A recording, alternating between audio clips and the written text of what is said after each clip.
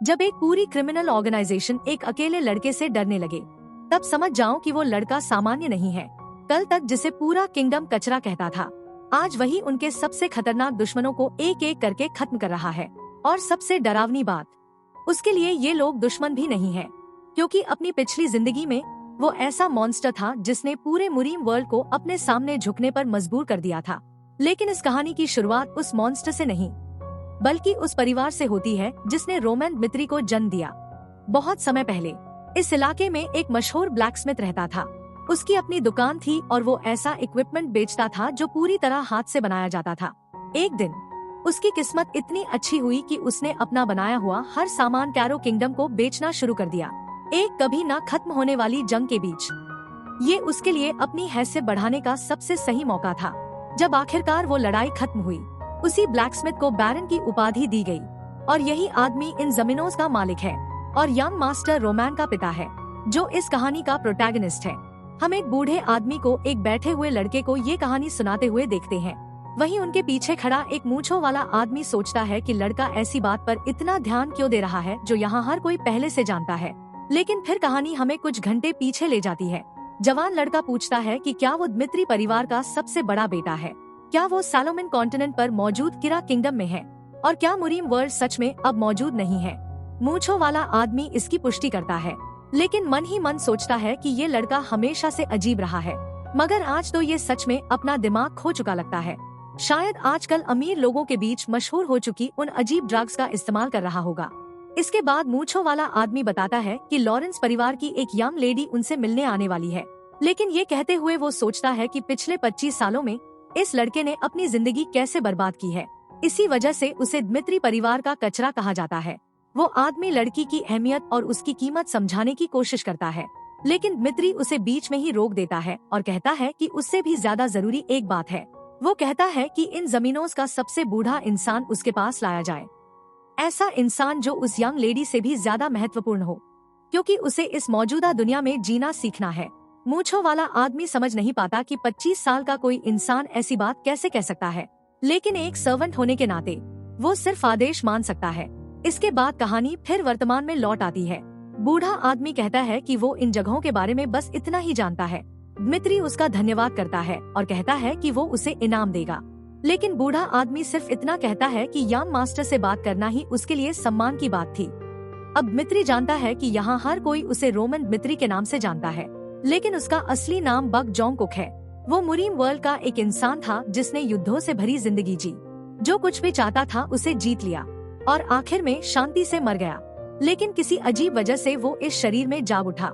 उसे नहीं पता कि ये हेवेंस की इच्छा है या फिर असेंशन स्वीकार न करने की सजा। तभी अचानक बाहर से शोर सुनाई देता है और कोई हरामी चिल्लाता है। एक लड़के के चेहरे पर जोरदार लात मारी जाती है, जबकि बाकी लोग बस देखते रहते हैं। छोटी सी दुकान के सामने गुंडों से घिरा हुआ वो लड़का खून बहा रहा है और जवाब भी नहीं दे पा रहा, जबकि वो आदमी लगातार उसे गंदा हरामी कहते रहते हैं और बेरहमी से पीटते रहते हैं। दमित्री का सर्वेंट देखने के लिए आगे बढ़ता है, लेकिन तुरंत ही चौंक जाता है। वो उस रेड फैंग टैटू को बहुत अच्छी तरह पहचानता है। उसके बगल में खड़ा कोई पूछता है कि आखिर हो क्या रहा है। दमित्री उसे जल्दी जवाब देने का आदेश देता है। सर्वेंट बताता है कि ये ब्लड फैंग्स है, एक ऐसा गिरोह जिसका नाम सिर्फ दमित्री की टेरिटरी में ही नहीं बल्कि आसपास के इलाकों में भी मशहूर है। ऐसा लगता है कि जमीन पर पड़ा वो लड़का उनका कुछ कर्जदार है। सर्वेंट दमित्री को समझाने की कोशिश करता है कि उसे इसमें नहीं पड़ना चाहिए, क्योंकि इससे सिर्फ मुसीबत ही मिलेगी। लेकिन तब तक जवान लड़का उसकी नजरों से गायब हो चुका होता है और गुंडों को रुकने का आदेश देता है। दमित्री शांति से उनकी तरफ बढ़ता है। सर्वेंट बेताबी से उसे कुछ भी न करने के लिए कहता है, लेकिन दमित्री आगे बढ़ता रहता है। तभी एक गंजा आदमी सामने आता है। दमित्री को पहचान लेता है और उसके मुंह पर हंसता है। वो उसे चेतावनी देता है कि इस मामले से दूर रहे और ये न सोचे कि नोबल जन होने की वजह से उसके पास कोई अधिकार है। हर कोई कहता है कि उसके लिए बेहतर होगा कि वो दखल न दे, क्योंकि ये उसका मामला नहीं है। सर्वेंट लगातार कहता रहता है कि ब्लड फैंग्स के खिलाफ जाकर उन्हें कुछ हासिल नहीं होगा, लेकिन दमित्री सिर्फ हैंस को बुलाता है। वो इस जगह के नियम नहीं जानता, इसलिए उसे एक जवाब चाहिए। इस जमीन के नियम किसने तोड़े हैं और किसे सजा मिलनी चाहिए। हैंस एक पल के लिए हिचकिचाता है, डर के मारे मुश्किल से निगलता है और फिर बोलना शुरू करता है। वो कहता है कि अगर उस लड़के पर सच में कर्ज है और उसने उसे नहीं चुकाया तो वो दोषी है। लेकिन ब्लड फैंस को किसी इंसान को इस तरह सजा देने की अनुमति नहीं है। इससे भी बुरी बात यह है कि उन्होंने दमित्री परिवार के सबसे बड़े बेटे का अपमान किया है, जो अपने आप में मौत की सजा मिलने वाला अपराध है इस जगह के नियमों के मुताबिक। इसके लिए उनका मारा जाना कोई अजीब बात नहीं होगी। गुंडे बस उसे घूरते रहते हैं, जबकि हैंस सोचता है कि क्या उसे सच में ये सब कहना चाहिए था। तब दमित्री पूछता है कि क्या सबने उसकी बात सुन ली। वो जमीन से एक डंडी उठाता है और ऐलान करता है कि दमित्री परिवार के सबसे बड़े बेटे के रूप में अब उसे उन सबको सजा देनी पड़ेगी। गंजा आदमी समझाने की कोशिश करता है कि दमित्री एक नोबल है और दुनिया कैसे चलती है ये नहीं समझता। वो उसे उनके कंधों पर बने टैटू देखने के लिए कहता है और चेतावनी देता है कि अगर उसने ऐसा व्यवहार जारी रखा तो सबके लिए मुश्किल खड़ी हो जाएगी। दमित्री सिर्फ इतना कहता है कि इससे उसे वो बात पता चल गई जो वो जानना चाहता था। अब गंजा आदमी आत्मविश्वास से पूछता है कि दमित्री आखिर किस बारे में बात कर रहा है। जवान आदमी जवाब देता है कि उसकी नजर में वो सब कचरे से ज्यादा कुछ नहीं है, क्योंकि वो इस जमीन के मालिक के बारे में इस तरह बात कर रहे हैं। वो आगे बढ़ते हुए कहता है कि उसे इस बात की बिल्कुल परवाह नहीं कि इस जगह पर उनकी कैसी रेपुटेशन है। गुंडे हैरान रह जाते हैं, क्योंकि उन्होंने नहीं सोचा था कि लड़का सच में उन पर हमला कर देगा। लेकिन अब उन्हें ब्लड फैंग्स की इज्जत बचानी होगी। उनमें से एक सीधे दमित्री की गर्दन पर वार करता है, लेकिन उसी पल उसे कुछ अजीब महसूस होता है। दमित्री पहले ही उस डंडी को उसके शरीर में घुसा चुका था। बिना किसी हिचकिचाहट के दमित्री उसे बाहर खींच लेता है और बाकी दो गुंडों की तरफ मुड़ जाता है, लेकिन वो सिर्फ उसे हरामी कहकर गालियां देते हैं और अपने नेता का बदला लेने की कसम खाते हैं।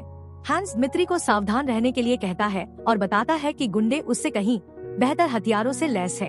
फिर भी दमित्री आसानी से उनका हमला चकमा दे देता है। वो एक गुंडे की पिंडली पर तेज लात मारता है और तुरंत उसके चेहरे पर मुक्का जड़ देता है। सर्वेंट पूरी तरह हैरान रह जाता है। उसे बिल्कुल अंदाजा नहीं था कि याम मास्टर इस तरह लड़ सकता है। उसकी समझ से बाहर है कि ये वही रोमन हो सकता है। बक जोंगकुक ने जब पहली बार आंखें खोली थी, तब उसने फर्श पर पड़ा एक विदाई पत्र और चारों तरफ बिखरी ड्रग्स देखी थी। किरा किंगडम, जो हमेशा युद्ध में घिरा रहता था, उसे अपने हर नोबल हाउस से सेना के लिए एक प्रतिनिधि चुनना पड़ता था। रोमैन को उसके परिवार की तरफ से चुना गया था, लेकिन उसने इसके बजाय अपनी जान लेने का फैसला किया। बक सोचता है कि रोमैन ने चाहे जो भी झेला हो, उसकी जिंदगी फिर भी दयनीय थी। लेकिन अब इस शरीर का मालिक सेलेस्टियल डीमन सेक्ट का नेता है और अब वो अपनी मर्जी से जिएगा। और सच में सिर्फ एक डंडी के सहारे उसने पूरे इलाके को खून से रंग दिया। दुर्भाग्य से मुझे इस हिस्से को सेंसर करना पड़ेगा, क्योंकि लड़का जरूरत से ज्यादा क्रूर है। उसके पीछे कोई उसे मॉन्स्टर कहकर पुकारता है। ब्लड फैंस के बचे हुए आखिरी लोगों में से एक भागने की कोशिश करता है, लेकिन दमित्री उसके बाल पकड़कर उसे जमीन पर पटक देता है और ऐलान करता है कि कानून का पालन होना ही चाहिए। वो चेतावनी देता है कि इस आखिरी आदमी को सिर्फ इसलिए जिंदा छोड़ा जाएगा ताकि ये दूसरों के लिए चेतावनी बन सके कि कानून तोड़ने का अंजाम क्या होता है। वो पूरे शहर के लोगों को इकट्ठा करता है और ऐलान करता है कि उसका नाम रोमन दमित्री है। अगर किसी को उसके द्वारा दी गई सजा से कोई समस्या है तो वो किसी भी समय उसे ढूंढ सकता है। बक जोंगकुक, वो इंसान जिसने मुरीम वर्ल्ड की चोटी को बेमिसाल ताकत के साथ छू लिया था। लाखों मार्शल आर्टिस्ट उसके हाथों हार चुके थे और मारे जा चुके थे। जब उसके दुश्मनों का खून नदी की तरह बहने लगा, तब हर किसी ने मान लिया था कि सेलेस्टियल डीमन सेक्ट ही मुरीम वर्ल्ड को नियंत्रित करता है। लेकिन इस समय उसे सिर्फ सड़क के चूहों से निपटने के लिए भी मेहनत करनी पड़ रही है। वो हैंस को बुलाता है और आदेश देता है कि गार्ड्स को हुई पूरी घटना की जानकारी दी जाए और किसी को यहाँ की सफाई करने भेजा जाए। सर्वेंट बस जवाब देता है कि वो तुरंत ऐसा करेगा और भाग जाता है। बक सोचता है कि ये शरीर कितना कमजोर और बेकार है जिसमें वो रह रहा है। उसे खुद को मजबूत बनाने का तरीका जानने के लिए जानकारी इकट्ठा करने की अपनी कोशिशों को तेज करना होगा। तभी वो लड़का उठ खड़ा होता है जिसकी जान उसने पहले बचाई थी और उसे अपनी जिंदगी बचाने के लिए धन्यवाद देता है। दमित्री को याद आता है कि यही वो लड़का था जिसे पीटा जा रहा था, लेकिन वो उससे कहता है कि उसने जो किया वो उसकी मदद करने के लिए नहीं किया था। ब्लड फैंस ने कानून तोड़ा था और उन्हें सजा मिली। बस इतनी सी बात है। अब अगर लड़का अपनी जीभ बचाना चाहता है तो उसे अपनी पूरी स्थिति समझानी होगी। बेचारा लड़का जो अभी सिर्फ अपना धन्यवाद व्यक्त करने की कोशिश कर रहा था, उसे बदले में धमकी मिल जाती है। फिर भी वो कहता है कि वो सब समझाएगा। उसके रिश्तेदारों ने ब्लड फैंस से कुछ जमीन खरीदने और खेती शुरू करने के लिए पैसे उधार लिए थे। अगर सब ठीक रहता तो वो अपनी फसल बेचकर आसानी से पूरा कर्ज चुका सकते थे, लेकिन उन कमीने ब्लड फैंग्स ने खेतों में जाकर सारी फसल बर्बाद कर दी ताकि वो कर्ज वापस न कर सके। बाद में लड़के को पता चला कि उन्होंने ऐसा इसलिए किया था ताकि उसके परिवार को ब्लैकमेल कर सके और उसकी छोटी बहन को अपने कब्जे में ले सके। लड़का चिल्लाते हुए कहता है कि ये दुनिया बिल्कुल भी न्यायपूर्ण नहीं है, क्योंकि उनके पास ज्यादा कुछ नहीं था, फिर भी उन्होंने कभी किसी का बुरा नहीं किया। वो सिर्फ दमित्री से अपनी बहन को बचाने की भीख मांगता है, लेकिन बक सिर्फ उसकी आंखों को देखता रहता है। वो नजर उसे मैड डीमन की याद दिलाती है, जो 4 सुपीरियर किंग्स में से एक था और जिससे उसकी मुलाकात भी ऐसी ही बदहाल जगह पर हुई थी। फिर वो लड़के से उसका नाम पूछता है। लड़का जवाब देता है कि उसका नाम काविन है। ये सुनकर रोमैन कहता है कि वो इस मामले की जांच करेगा और सब कुछ संभाल लेगा। लड़का जोर से उसका धन्यवाद करता है, जबकि दमित्री को महसूस होता है कि इस लड़के के साथ उसका रिश्ता काफी लंबा चलने वाला है। इसके बाद दृश्य एक आती हुई कैरेज पर बदल जाता है। अंदर बैठा कोई मिस फ्लोरा को बताता है कि वो दमित्री एस्टेट के करीब पहुंच चुके हैं। सुनहरे बालों वाली लड़की गहरी सांस लेते हुए कहती है कि वो समझ गई। लगता है अब उसे इस रोमैन दमित्री से मिलना ही पड़ेगा। 1 महीने पहले एक कैसल में कोई चिल्लाते हुए पूछ रहा था कि आखिर दमित्री परिवार के साथ ये तयशुदा शादी क्यों की जा रही है। उसके पिता उसे याद दिलाने की कोशिश करते हैं कि लगातार चल रही जंग की वजह से उनकी जमीनों की हालत बहुत खराब हो चुकी है, लेकिन फ्लोरा समझ नहीं पाती और पूछती है कि क्या शादी का फैसला इस तरह किया जाता है। और सबसे बुरी बात ये है कि सामने दमित्री परिवार है, एक ऐसा परिवार जो बूढ़े माइनर्स और ब्लैकस्मिथ से भरा हुआ है।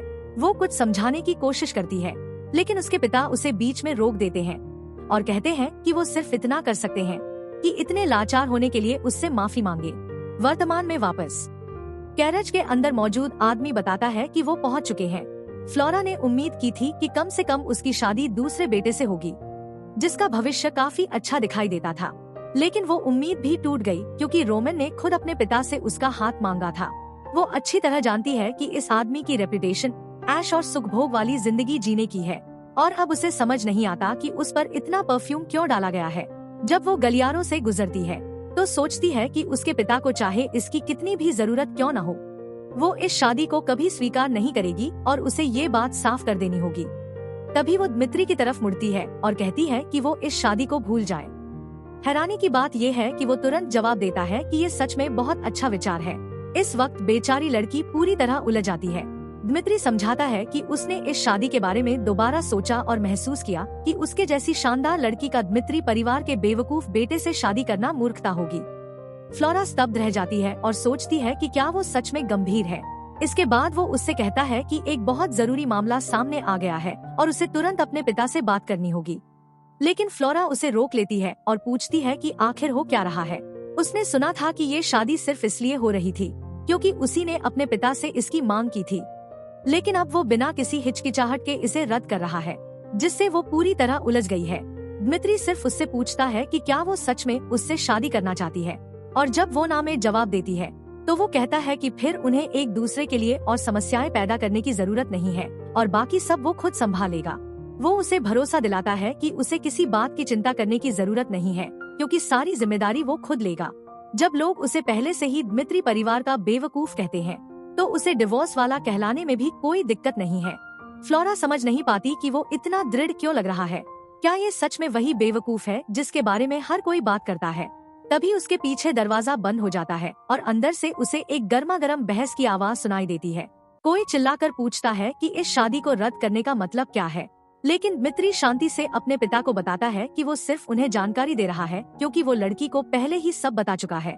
उसके पिता उसे बेवकूफ कहते हैं और बताते हैं कि लोग उसे पहले ही दमित्री परिवार का मूर्ख कहते हैं और वो जो करने की कोशिश कर रहे थे वो सिर्फ उसके लिए एक अच्छा रिश्ता सुनिश्चित करना था। यही एक काम था जो उसे करना था, क्योंकि इससे उनके परिवार का नोबल स्टेटस हमेशा के लिए सुरक्षित हो जाता। दमित्री को बस एक खूबसूरत लड़की से शादी करनी थी, उसी लड़की से जिसके लिए उसने खुद अपने पिता से विनती की थी। दमित्री माफी मांगता है, लेकिन उसके पिता मेज पर पड़ी एक चीज उठाकर उसके सिर पर दे मारते हैं और पूछते हैं कि क्या उसे लगता है कि सिर्फ माफी मांगने से सब ठीक हो जाएगा। वो अगले 6 महीनों के लिए उसे बैटलफील्ड भेजने के बारे में कुछ सोच रहे थे, लेकिन अब तो ये लगभग तय हो चुका है। फिर वो पूछते हैं कि क्या दमित्री को कुछ कहना है। दमित्री सिर्फ इतना जवाब देता है कि उसके पास कहने के लिए और कुछ नहीं है। इसके बाद उसके पिता बताते हैं कि उन्होंने सुना है कि दमित्री ब्लड फैंग्स के मामले में शामिल हुआ था और उसने उन्हें सजा भी दी, लेकिन उन्हें इस बात पर विश्वास नहीं होता। उसे अच्छी तरह पता होना चाहिए कि वो खुद भी उस समूह के खिलाफ नहीं जा सकते। इसलिए अब मित्री को अपनी समस्याएं खुद संभालनी होंगी। उसके पिता उसकी कोई मदद नहीं करेंगे, लेकिन मित्री सिर्फ इतना कहता है कि वो समझ गया है और सब कुछ खुद संभाल लेगा। उलझन में उसके पिता खड़े हो जाते हैं और पूछते हैं कि उसका मतलब क्या है, लेकिन मित्री सिर्फ कहता है कि समस्या उसके अपने कामों की वजह से पैदा हुई है, इसलिए वो खुद उसे हल करेगा और तभी वापस लौटेगा जब सब कुछ ठीक हो जाएगा। इतना कहकर वो दरवाजा बंद कर देता है और अपने चेहरे को साफ करने लगता है। पास खड़ा कोई पूछता है कि क्या वो पागल हो गया है। मित्री वापस फ्लोरा के पास आता है और पूछता है कि वो अभी तक यहाँ क्यों खड़ी है। वो उसे चेतावनी देने की कोशिश करती है कि वो ब्लड फैंस के खिलाफ जा रहा है, ऐसे लोग जो नोबल से भी नहीं डरते। अगर उन्होंने उसे खतरा समझ लिया तो शायद उसे मार डालेंगे। वो सलाह देती है कि उसे अपने पिता के पास वापस जाना चाहिए, माफी मांगनी चाहिए और ये सब छोड़ देना चाहिए। लेकिन मित्री सिर्फ पूछता है कि वो ऐसा क्यों करेगा। फ्लोरा वजह बताने की कोशिश करती है, लेकिन मित्री उसे बीच में रोक देता है और कहता है कि लगता है उसे सच में अपनी जगह का पता नहीं है।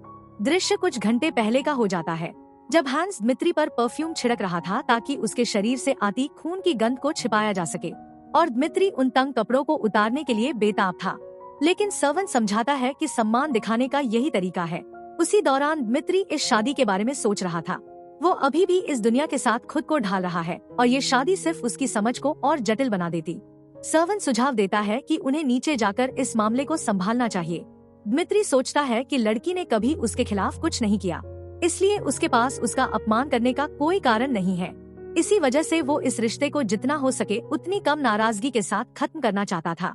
लेकिन अब उसे एहसास होता है कि लड़की ने कभी उसे सम्मान देने का इरादा ही नहीं रखा था, इसलिए उसके पास भी सम्मान दिखाने का कोई कारण नहीं बचा।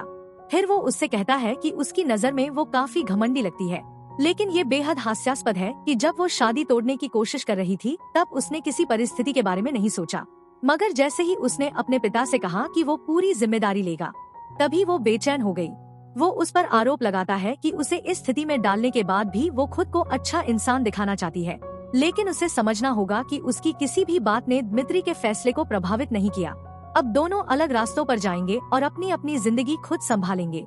उसने अपने पिता से कहा था कि वो पूरी जिम्मेदारी लेगा ताकि लोग ये न सोचें कि ये सब उनके रिश्ते के खत्म होने का परिणाम था, और इसलिए भी क्योंकि वो उसके साथ किसी भी तरह का आगे संबंध नहीं रखना चाहता था। ये पहली और आखिरी बार था जब दोनों एक दूसरे से मिल रहे थे। उसी रात बाद में कोई किसी और से कहता है कि अब शराब पीना बंद कर दे। वो लहना है मित्री की माँ। उसके पिता स्वीकार करते हैं कि आज दुर्भाग्य से उन्होंने फिर से रोमैन के खिलाफ हिंसा का इस्तेमाल किया। इसकी वजह ये थी कि नोबल बनने के बाद वो कभी नहीं चाहते थे कि उनका बेटा दोबारा वैसी जिंदगी जिए। लहना उन्हें दिलासा देने की कोशिश करती है और कहती है कि सब ठीक है और उनके बच्चे स्वस्थ होकर बड़े हुए हैं। पिता इस बात को मानते हैं, लेकिन स्वीकार करते हैं कि वो अब भी नहीं समझ पाते कि लड़का ऐसा क्यों है, खासकर इसलिए क्योंकि रोमन ही वो एकमात्र बच्चा था जिसने उनके साथ कठिन समय झेला था। उन्हें समझ नहीं आता कि रोमन को कैसे संभालें। लैना कहती है कि कोई बात नहीं, हो सकता है कि माता पिता के रूप में उनसे गलतियां हुई हों, लेकिन यही तो जिंदगी का हिस्सा है। फिर भी वो अब भी वही लोग हैं जो लड़के की गलत आदतों को सुधार सकते हैं। लैना विश्वास के साथ कहती है कि जिस रोमैन को वो पहले जानती थी वही उनके बेटे को दोबारा सही रास्ते पर लाने में मदद करेगा। उसका पति पूछता है कि क्या वो ब्लड फैंस वाले मामले की बात कर रही है। वो सिर हिलाकर कहती है कि उसने शायद गुस्से में ऐसा कहा था, लेकिन क्योंकि रोमैन थोड़ा जिद्दी है इसलिए कैप्टन जॉनथन से बात करना अच्छा रहेगा ताकि वो लड़के की मदद कर सके। इसके बाद वो सर्वन को बुलाता है और उसे कैप्टन जॉनथन को तुरंत बुलाने का आदेश देता है। अगली सुबह रोमैन शहर में चल रहा होता है और हैंस उसे रोकने की कोशिश कर रहा होता है। वो चेतावनी देता है कि कल जो हुआ उसके बाद ब्लड फैंग्स जरूर बदला लेने की कोशिश करेंगे, लेकिन रोमैन सिर्फ पूछता है कि हैंस के हिसाब से ये लोग आखिर इतने ताकतवर कब बने। हैंस मान लेता है कि उसे इसका कोई अंदाजा नहीं है। रोमैन समझाता है कि युद्ध में डर पैदा करने वाली चीज रेपुटेशन होती है, क्योंकि ब्लड फैंग्स बेहद निर्दयी है। उसी डर ने उन्हें अपने मिशन पूरे करने में ज्यादा प्रभावी बना दिया है। हैंस फिर पूछता है कि क्या रोमैन ये कह रहा है कि वो खतरनाक नहीं है या फिर कमजोर है। रोमैन जवाब देता है कि वो उतने ही कमजोर है जितना डर वो उसके अंदर पैदा कर सकते हैं। इसके बाद दृश्य एक रेस्टोरेंट में बदल जाता है जहाँ कोई उनके द्वारा मंगाया गया खाना लेकर आता है। हैंस खुशी से कहता है कि खाना बहुत स्वादिष्ट दिख रहा है, लेकिन रोमैन खड़ा हो जाता है और कहता है कि वो बाहर जा रहा है। साथ ही हैंस को यही रुकने का आदेश देता है। वो कहता है कि वो जांच जारी रखेगा, लेकिन हैंस का उसके साथ जाना बहुत खतरनाक होगा। हैंस तुरंत खड़ा हो जाता है और घबराहट में कहता है कि वो ऐसा होने नहीं दे सकता, चाहे उसे खुद खतरे में क्यों न पड़ना पड़े, उसे यंग मास्टर के साथ रहना ही होगा। रोमैन एक पल रुकता है और फिर हैंस से पूछता है कि क्या वो सच में खुद को उसका आदमी मानता है। हैंस तुरंत हाँ कहता है और बताता है कि वो हमेशा यंग मास्टर का अनुसरण करेगा। तब रोमैन कहता है कि इसी वजह से वो उसे पीछे छोड़ रहा है, क्योंकि वो हैंस जैसे कीमती इंसान को इतनी मूर्खतापूर्ण वजह से खो नहीं सकता, और उसे भरोसा दिलाता है कि वो जल्द वापस आ जाएगा। बेचारा हैंस वहीं खड़ा रह जाता है, उसे समझ नहीं आता कि क्या कहे, लेकिन रोमैन की बातों से वो थोड़ा भावुक जरूर हो जाता है। हैंस दौड़ते हुए निकल जाता है और बड़बड़ाता है कि अभी इन बातों के बारे में सोचने का समय नहीं है, उसे तुरंत दूसरों को इसकी जानकारी देनी होगी। पिछले कुछ दिनों में रोमैन समझ चुका है कि ब्लड फैंग्स उतने ताकतवर नहीं है जितने दिखाई देते हैं। असली समस्या ये है कि वो कई छोटे छोटे समूहों में काम करते हैं, इसलिए पूरे संगठन को खत्म करना मुश्किल है। वो उसे खुलेआम सजा नहीं देना चाहेंगे और रोमैन खुद भी उन्हें आसानी से ढूंढ नहीं सकता, लेकिन अगर ऐसा है तो उसे बस उन्हें अपने पास आने के लिए मजबूर करना होगा। इसी वजह से वो जानबूझकर हैंस के साथ पूरे शहर में घूमता रहा था। इसके अलावा आज दमित्री नाइट्स का ट्रेनिंग डे भी है, इसलिए सड़कों पर ज्यादा गश्त नहीं हो रही। इसका मतलब है कि अगर ब्लड फैंग्स बदला लेना चाहते हैं तो आज का दिन उनके लिए सबसे अच्छा मौका है। तभी पीछे से कुछ आदमी रोमैन दमित्री को आवाज लगाते हैं। उनमें से एक आगे कूदता है और चिल्लाता है कि ये उनका बदला है और ब्लड फैंग्स के मामले में दखल देने की कीमत उसे चुकानी पड़ेगी। लेकिन उसी समय कोई कैप्टन को पुकारता है। बिखरे हुए बालों वाला एक आदमी मुड़कर देखता है, वो जॉनथन है। हैंस उसकी तरफ दौड़ते हुए उसका नाम पुकार रहा है। जॉनथन सर्वन के पास आता है और पूछता है कि वो इतना घबराया हुआ क्यों है। हैंस हांफते हुए दमित्री की स्थिति समझाने की कोशिश करता है और जॉनथन से तुरंत लड़के को ढूंढने की विनती करता है, क्योंकि वो खतरे में है। लेकिन दूसरी तरफ रोमैन पहले हमले को आसानी से चकमा दे देता है। हमलावर के पेट में कोहनी मारता है, जिससे उसका डैगर नीचे गिर जाता है। फिर दूसरे हाथ से उसी डैगर को हवा में पकड़ लेता है। आदमी कुछ समझ भी नहीं पाता कि उससे पहले ही रोमैन उसे घायल कर चुका होता है। सब कुछ इतनी तेजी से हुआ कि आदमी पीछे हट जाता है और समझ ही नहीं पाता कि ये कब हुआ। अपने साथी को गिरते देखकर बाकी गुंडे भी हैरान रह जाते हैं। ये दमित्री उस दमित्री से बिल्कुल अलग था जिसके बारे में उन्होंने सुना था। रोमैन बस पूछता है कि वो सब क्या कर रहे हैं और सबको एक साथ उस पर हमला करने के लिए आमंत्रित करता है। उधर सोल्जर्स के पास हैंस घबराहट में ब्लड फैंग्स की पूरी स्थिति समझा रहा होता है। सोल्जर्स एक दूसरे की तरफ देखते हैं और कहते हैं कि दमित्री द्वारा ब्लड फैंग्स को गिराना बिल्कुल समझ में नहीं आता। हैंस जोर देकर कहता है कि ये सच है और लड़का अब पूरे समूह के खिलाफ खड़ा हो चुका है, इसलिए उनके लिए बस खड़े रहना बेहद खतरनाक होगा। जॉनथन को रोमैन के पिता की बात याद आती है, जिन्होंने उसे ये सब बताया था और मदद मांगी थी। वो सिर्फ ये समझना चाहता है कि दमित्री जैसा लड़का जिसे तलवार ठीक से पकड़ना तक नहीं आता, वो ऐसे मामलों में क्यों पड़ रहा है। लेकिन इसके बावजूद वो सबको इकट्ठा करता है और आदेश देता है कि सभी अपने हथियार उठा लें। साथ ही चेतावनी देता है कि वो यंग मास्टर को कोई नुकसान नहीं होने दे सकते। हालांकि अगर पता चला कि लड़के ने सच में ब्लड फैंग्स के साथ मुसीबत खड़ी की है तो वो उससे बहुत नाराज होगा। लेकिन बेचारे ब्लड फैंग्स तो पहले ही जमीन पर पड़े हुए थे। उन्होंने दमित्री पर हमला किया और उसे हरामी कहा, लेकिन वो आसानी से एक वार के नीचे झुक गया और दूसरे आदमी के पेट में जोरदार वार कर दिया। एक और गंजा आदमी बगल से उस पर टूट पड़ा, लेकिन दमित्री ने बस उसका हमला चकमा दिया और उसके पेट पर एक लात जमा दी। वो मूर्ख तुरंत जमीन पर गिर पड़ा और दमित्री ने पूछा कि क्या सिर्फ यही 3 लोग थे। आदमी उसे धमकाने की कोशिश करता है और कहता है कि वो उन दोनों को मारकर बच नहीं पाएगा। लेकिन रोमैन हंस पड़ता है और पूछता है कि क्या उसे एहसास नहीं है कि तीनों मरने वाले हैं। इसके बाद रोमन हल्के से आदमी की जांघ पर हाथ फेरता है और कहता है कि उसके सवालों का जवाब देना उसके लिए बेहतर होगा। शुरुआत इस बात से कि उनका नेता कौन है। इसके बाद दृश्य शहर के दूसरे हिस्से में बदल जाता है, उसी बार में जहां हम पहले गए थे। अचानक अंदर मौजूद हर इंसान चौंक जाता है, क्योंकि रोमैन वापस आ चुका था। काउंटर पर खड़ा गंजा आदमी उसकी तरफ मुड़ता है और यंग मास्टर का स्वागत करता है। रोमैन खुशी से हाथ हिलाकर जवाब देता है। आदमी सोचता है कि आज रोमैन इतना अजीब व्यवहार क्यों कर रहा है और वो यहाँ आया ही क्यों है। बारटेंडर रोमैन के अजीब व्यवहार को नजरअंदाज करने का फैसला करता है और पूछता है कि वो क्या पीना चाहता है। रोमैन कहता है कि उसे टीयर ऑफ द डॉन चाहिए। बारटेंडर समझाता है कि उनके यहाँ ऐसी कोई ड्रिंक नहीं मिलती और पूछता है कि क्या वो कुछ और लेना चाहेगा। तब दमित्री कहता है कि उसे उनकी सबसे मजबूत ड्रिंक दे दी जाए, क्योंकि सुबह उसे कुछ काम निपटाने हैं। इससे पहले किसी ने उसे बताया था कि शहर के बीचों बीच मौजूद एक बार में डॉन से जुड़ी सारी गतिविधियां संचालित होती है और वहीं से उनके सारे मिशन लिए जाते हैं। वहाँ सिर्फ एक खास कोड बताना होता है। रोमैन ने पूछा था कि वो कोड क्या है और उस आदमी ने उसे वही कोड बताया था जो अभी दमित्री ने इस्तेमाल किया था। उसी पल पूरा बार खामोश हो जाता है। बारटेंडर बाकी लोगों को आवाज देता है और जैसे ही वो हमला करने का आदेश देने वाला होता है, उसके चेहरे पर जोरदार वार पड़ता है। हर कोई हैरान रह जाता है कि जवान लड़के ने सबके सामने ऐसा कर दिया। वो सब खड़े हो जाते हैं और उसे मार डालने के लिए चिल्लाने लगते हैं। दूसरी तरफ शहर के लोग गार्ड्स को बुलाने के लिए बार से भाग जाते हैं, लेकिन रोमैन के लिए ये सब बेहद आसान था। एक के गर्दन के पीछे तेज वार, दूसरे के लिए चोक होल्ड, और कुछ ही देर में कई आदमी जमीन पर पड़े थे और समझ नहीं पा रहे थे कि आखिर हुआ क्या है।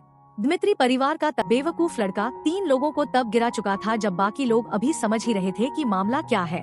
मुरीम वर्ल्ड में सबसे बड़ी ताकत ये होती है कि इंसान ब्रीदिंग टेक्निक्स के जरिए खुद को मजबूत बना सकता है।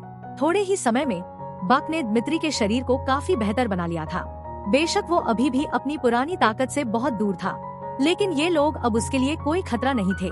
थोड़ी देर बाद बारटेंडर उठने लगता है और समझने की कोशिश करता है कि आखिर हुआ क्या था। रोमैन कहता है कि वो बिल्कुल सही समय पर उठा है क्योंकि वो अभी सब कुछ खत्म करने ही वाला था। मोटा बारटेंडर पूछता है कि रोमैन उनके ठिकाने पर हमला क्यों कर रहा है।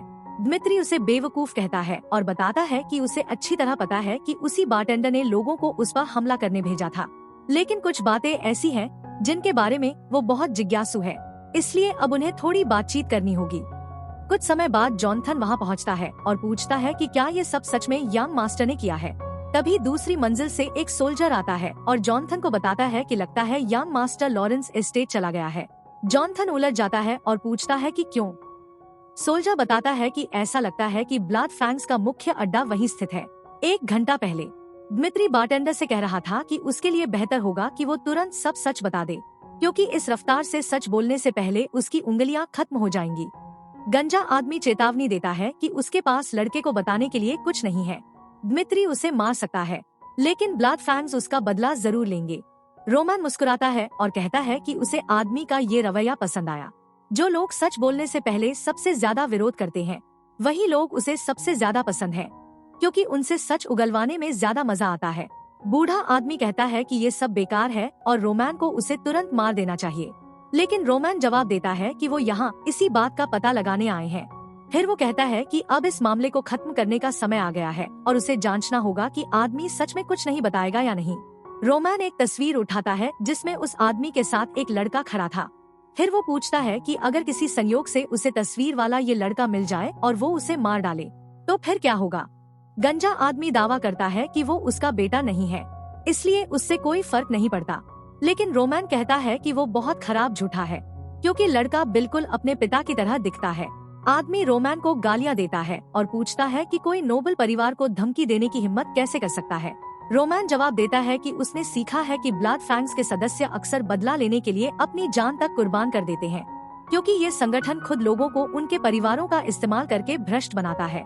वो कर्ज और धमकियों का इस्तेमाल करके दूसरों को भी अपने नियंत्रण में लेते हैं, और रोमैन का मानना है कि किसी इंसान से अपनी मर्जी का काम करवाने का सबसे आसान तरीका उसके परिवार का इस्तेमाल करना है। बारटेंडर जोर देकर कहता है कि रोमैन को सच पता चल भी जाए तो कोई फर्क नहीं पड़ेगा, ब्लड फैंग्स फिर भी उसे मार डालेंगे। रोमैन उसे चेतावनी देता है कि दाव लगाते समय उसे ज्यादा सावधान रहना चाहिए। जब उसने कहा था कि वो उसके बेटे को मार देगा, तो वो पूरी तरह गंभीर था, और ये एक ऐसी कसम थी जो वो अपने नाम पर खा रहा था। लेकिन सोल्जर्स को लड़के का शिकार करने भेजने से पहले वो उसे सच बोलने का आखिरी मौका देगा। अब फैसला उसी का है, या तो ब्लड फैंग्स पर भरोसा करे और अपने बेटे को पीड़ित होते देखे, या फिर रोमैन पर भरोसा करे, लेकिन चुनाव उसी का होगा। इसके बाद दृश्य एक गली के बीच बने घर में बदल जाता है। कोई पूछता है कि क्या ये सच है। आदमी इसकी पुष्टि करता है और कहता है कि शहर के बीच वाली पूरी डिवीजन को रोमन ने अकेले खत्म कर दिया, और अगर नाइट्स भी इसमें शामिल हो गए तो वो सच में खतरे में पड़ जाएंगे। वुल्वरीन जैसी शक्ल वाला एक बूढ़ा आदमी कहता है कि उसे उम्मीद नहीं थी कि लड़के में इतना साहस होगा, लेकिन ये बात समझ नहीं आती कि स्वॉर्ड्समैनशिप एकेडमी से ठुकराया गया एक लड़का पूरी डिवीजन को कैसे खत्म कर सकता है। आदमी पूछता है कि रोमन अभी कहाँ है। दूसरा जवाब देता है कि वो अभी अभी दमित्री इलाके से निकल गया है। वो पूछता है कि क्या लड़का अकेला है। जवाब मिलता है कि हाँ। तब आदमी कहता है कि ये अच्छी बात है, क्योंकि लगता है रोमैन अकेले ही पूरे ठिकाने पर हमला करने का इरादा रखता है। फिर वो आदेश देता है कि समूह के सभी लोग इकट्ठा हो जाएं। उनका लक्ष्य दमित्री नाइट्स का सामना करने से पहले रोमैन को मारना होगा। इसके बाद वो लड़के की लाश को पूरे शहर में प्रदर्शित करेंगे ताकि हर कोई जान सके कि ब्लड फैंग्स के खिलाफ जाने का अंजाम क्या होता है, और इसी के साथ उनकी बदनाम रेपुटेशन फिर से जिंदा हो जाएगी। इसके बाद दृश्य एक दूसरे कैसल में बदल जाता है। कोई पूछता है कि बारको परिवार आखिर कर क्या रहा है। ये एल्डर्स की बैठक थी और वो चर्चा कर रहे थे कि उस परिवार ने बहुत ज्यादा पैसा उधार लिया है, जिसका मतलब शायद ये है कि वो युद्ध की तैयारी कर रहे हैं, और अगर ऐसा है तो उन्हें उन लोगों के और ताकतवर होने से पहले अपनी सेनाओं को मजबूत करना होगा। सुनहरे बालों वाला आदमी कहता है कि लगता है युद्ध अब टाला नहीं जा सकता, जबकि उसने कभी नहीं सोचा था कि बात यहाँ तक पहुँच जाएगी। एक सम्मानित आदमी जोड़ता है कि सेंट्रल गवर्नमेंट भी बारकोस का समर्थन करती हुई दिखाई दे रही है। लाल सूट पहने बूढ़ा आदमी मेज पर जोर से मुक्का मारता है और कहता है कि वो अपनी कोई भी जमीन नहीं खो सकते, क्योंकि लॉरेंस परिवार पूरी तरह उपजाऊ जमीनों पर निर्भर है। दूसरा आदमी तर्क देता है कि दस्तावेज पुराने कर्जों को साबित करते हैं, लेकिन बूढ़ा आदमी उसे झूठ कहकर खारिज कर देता है। तभी कोई बीच में बोलता है और सबको शांत रहने के लिए कहता है। सुनहरे बालों वाला आदमी जोर देकर कहता है कि वो उस जमीन को नहीं छोड़ सकते, वरना बाकी सभी परिवारों के सामने उनकी स्थिति कमजोर हो जाएगी। अगर बारकोस उनका विरोध करना चाहते हैं तो उन्हें अपनी पूरी ताकत से जवाब देना होगा, और इसी वजह से उन्होंने दमित्री परिवार के साथ शादी तय की थी। बाकी लोग मुस्कुराते हैं और सहमत होते हैं कि दमित्री परिवार सच में बहुत अमीर है और उनके हथियार बेहतरीन हैं। बारकोस चाहे जितना भी पैसा उधार ले ले, वो कभी भी दमित्री परिवार जितने अमीर नहीं हो सकते। फ्लोरा के पिता दोबारा कहते हैं कि यही कारण था कि उन्होंने अपनी बेटी को उस बेवकूफ लड़के से शादी करने के लिए मजबूर किया, क्योंकि वो निश्चित रूप से फ्लोरा को मना नहीं करता। दूसरा आदमी उन्हें दिलासा देता है और कहता है कि एक पिता के रूप में उन्हें खुद को दोष नहीं देना चाहिए, क्योंकि ये सभी के लिए सबसे अच्छा फैसला था। बाहर फ्लोरा चुपचाप उनकी बातें सुन रही थी। अब उसे बिल्कुल समझ नहीं आ रहा था कि वो अपने पिता को ये खबर कैसे बताएगी। वो सोच भी नहीं सकती थी कि जब उन्हें पता चलेगा कि उसने शादी के लिए हाँ नहीं की, तब उनकी क्या प्रतिक्रिया होगी।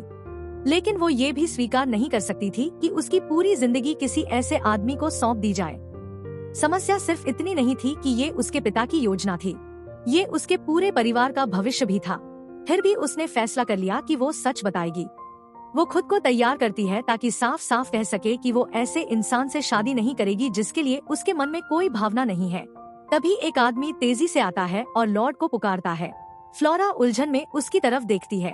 आदमी पहले फ्लोरा का अभिवादन करता है, फिर दरवाजे के पास जाकर लॉर्ड को आवाज देता है और चिल्लाकर कहता है कि एक आपातकालीन स्थिति आ गई है। रोमैन ने ब्लड फैंग्स को चुनौती तो दे दी है, लेकिन उसे अभी पता नहीं कि इस लड़ाई के पीछे सिर्फ एक गैंग नहीं, बल्कि पूरे किंगडम की राजनीति छिपी हुई है। दुश्मन और बड़े होंगे, लड़ाइयाँ और खतरनाक होंगी, और रोमैन की असली ताकत अभी सामने आनी बाकी है। इसलिए अगर आगे देखना चाहते हो कि एक मुरी मॉन्स्टर इस नई दुनिया को कैसे अपने हिसाब से बदलता है, तो अगला पार्ट बिल्कुल मिस मत करना।